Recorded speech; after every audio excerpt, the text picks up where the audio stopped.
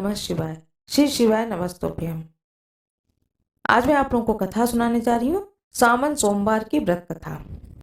अगर कोई आपकी मनोकामना पूरी ना हो रही हो या फिर तमाम प्रयासों के बावजूद आपको कैरियर में सफलता ना मिल रही हो या व्यक्तिगत जीवन में परेशानियां चल रही हो, कोई भी दिक्कत हो, तो अब की बार सावन सोमवार का व्रत करके यहाँ बताई गई व्रत कथा का श्रवण अवश्य करें। मान्यता यह है कि सावन सोमवार के दिन अगर व्रत रखकर इस कथा का श्रवण किया जाए तो जातकों की मनचाही मुराद पूरी हो जाती है। सावन सोमवार व्रत की पावन कथा। एक साहूकार था जो भगवान शिव का अनन्य भक्त था। उसके पास धन धान्य किसी भी चीज की कमी नहीं थी, लेकिन उसकी कोई संतान नहीं थी और वह इसी कामना को लेकर रोज शिव जी के मंदिर जाकर दीपक जलाता था। उसके इस भक्तिभाव को देखकर एक दिन माता पार्वती ने शिव जी से कहा कि प्रभु, यह साहूकार आपका अनन्य भक्त है, इसको किसी बात का कष्ट है तो आपको उसे अवश्य दूर करना चाहिए। शिव जी बोले कि हे पार्वती, इस साहूकार के पास पुत्र नहीं है और यह इसी से दुखी रहता है। माता पार्वती कहती हैं कि हे ईश्वर, कृपा करके इसके पुत्र का वरदान दे दीजिए। तब भोलेनाथ ने कहा कि हे पार्वती, साहूकार के भाग्य में पुत्र का योग नहीं है। ऐसे में अगर इसे पुत्र प्राप्ति का वरदान मिल भी गया तो वह केवल 12 वर्ष की आयु तक ही जीवित रहेगा। यह सुनने के बाद भी माता पार्वती ने कहा कि हे प्रभु, आपको इस साहूकार को पुत्र का वर देना ही होगा, अन्यथा भक्त क्यों आपकी सेवा पूजा करेंगे। माता के बार बार कहने से भोलेनाथ ने साहूकार को पुत्र का वरदान दिया, लेकिन साथ में यह भी कहा कि वह केवल 12 वर्ष तक ही जीवित रहेगा। साहूकार यह सारी बातें सुन रहा था, इससे उसे न तो कोई खुशी हुई और न ही कोई दुख हुआ। वह पहले की ही तरह भोलेनाथ की पूजा अर्चना करता रहा। उधर सेठानी गर्भवती हुई और 9वें महीने में एक सुंदर बालक की प्राप्ति हुई। परिवार में खूब हर्ष उल्लास मनाया गया, लेकिन साहूकार पहले की ही तरह रहा। उसने बालक की 12 वर्ष की आयु का जिक्र किसी से भी नहीं किया। जब बालक 11 वर्ष की आयु हो गई तो एक दिन साहूकार की सेठानी ने बालक के विवाह के लिए कहा, तो साहूकार ने कहा कि यह अभी बालक को पढ़ने के लिए काशी भेजेगा।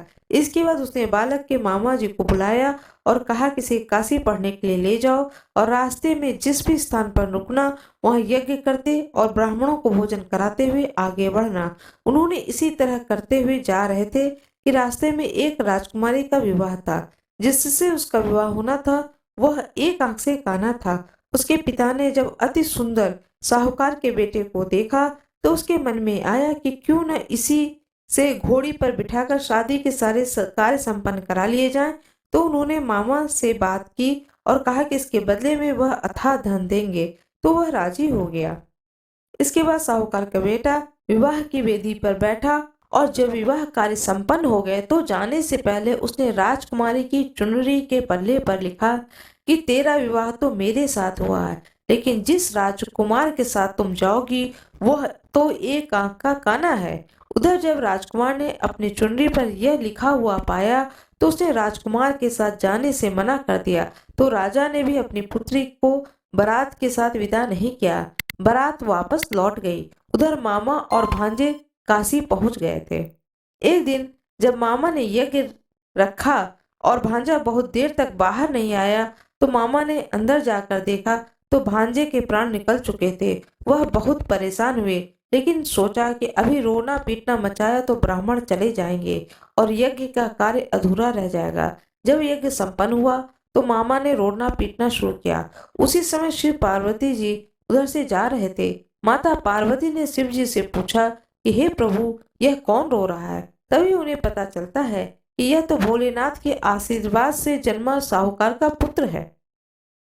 तब माता पार्वती कहती है कि हे स्वामी, इसे जीवित कर दे, अन्यथा रोते रोते इसके माता पिता के तो प्राण ही निकल जाएंगे। तब भोलेनाथ ने कहा कि हे पार्वती, इसकी इतनी ही आयु थी सो वह भोग चुका है। लेकिन माँ के बारंबार आग्रह करने पर भोलेनाथ ने उसे जीवित कर दिया। लड़का ओम नमः शिवाय करते हुए जी उठा और मामा भांजे दोनों ने ईश्वर को धन्यवाद दिया और अपने नगरी की ओर लौटे। रास्ते में वही नगर पड़ा और राजकुमारी ने उन्हें पहचान लिया। तब राजा ने राजकुमारी को साहूकार के बेटे के साथ बहुत सारे धन धान्य के साथ विदा किया। उधर साहूकार और उनकी पत्नी छत पर बैठे थे। उन्होंने यह प्रण कर रखा था कि यदि उनका पुत्र सकुशल न लौटा तो वह छत से कूदकर अपने प्राण त्याग देंगे। तभी लड़के के मामा ने आकर साहूकार के बेटे और बहू के आने का समाचार सुनाया, लेकिन वह नहीं माने तो मामा ने शपथ पूर्वक कहा। तब दोनों को विश्वास हुआ और दोनों ने अपने बेटे बहू का स्वागत किया। उसी रात साहूकार को स्वप्न में शिवजी ने दर्शन दिया और कहा कि तुम्हारे पूजन से मैं प्रसन्न हुआ हूँ। इसी प्रकार जो भी व्यक्ति इस कथा को पढ़ेगा या सुनेगा उसके समस्त दुख दूर हो जाएंगे और मनोवांछित सभी कामनाओं की पूर्ति होगी। ओम नमः शिवाय। मेरा ये वीडियो कैसा लगा कमेंट बॉक्स में अवश्य बताएं। वीडियो को लाइक करें, चैनल को सब्सक्राइब करें। धन्यवाद।